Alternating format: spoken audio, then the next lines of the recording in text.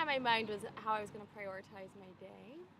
So I had a whole list of things that I was supposed to be doing, but I ended up here at the pond just reading my book, which was really should have been at the bottom of my list, but moved to the top when I saw how beautiful it was. I think you probably got your priorities right. Yeah, I think so too. And so what book are you reading? Shantanaram. It's a book about a prisoner from New Zealand that escapes from prison and goes to India, and it's just all about his travels in India. Yeah, it's really interesting.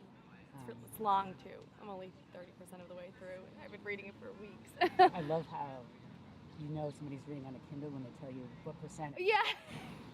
Yeah, exactly. 30%, and I know that because it says 30%. Yeah, the Kindle's actually really new for me. Okay. I had a big struggle about giving up hard copies of books, but it's more feasible to travel with a Kindle. So. Do you have any big summer trips planned? You know, I actually don't. I'm a teacher, so in my time off, I'm really just trying to do a little bit of relaxing. I'm probably going to go to Maine a few times, maybe go down the Cape, but nothing huge. I just want to do a lot of this, just like being here and What do you teach? Kindergarten. Oh, wow. Yeah. Wow. It's fun. It's fun, but I'm ready for the summer to come. Right. You know. What are you most looking forward to this summer? I think it's just time to read, time to do yoga, time to be outside after this winter. I feel like I was inside for the entire winter. So that it's this, just being here, that I'm looking forward to. So if you think about the last 2 weeks, what's been foremost in your mind? Kindergarten to first grade is a big transition. So I'm trying to keep everyone feeling positive and excited and not nervous about the transition.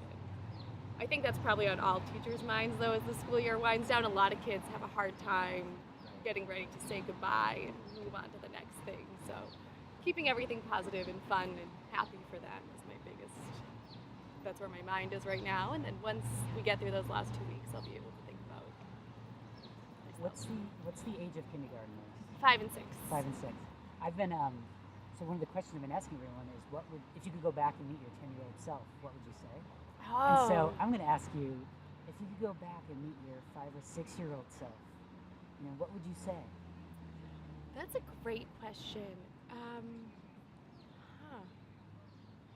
I think I would encourage myself, even at 5 or 6, I think you can start encouraging this process of just being yourself. And I think my parents did a good job of that, but there's always that point in your life, I think, when you get to like middle school, maybe 10 and beyond, that you start to feel like maybe you should try and be more like other people, or you're more aware at least of what other people are doing. And I think I would have started encouraging myself from 5, not to care about what other people are doing and just be myself. That way, when I got to that point in life where you feel a little more self-conscious, I think I would have been more apt to just do my own thing. And do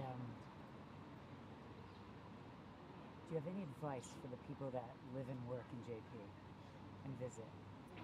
Oh, I think my advice for people in JP, I used to live in Framingham out in the suburbs, so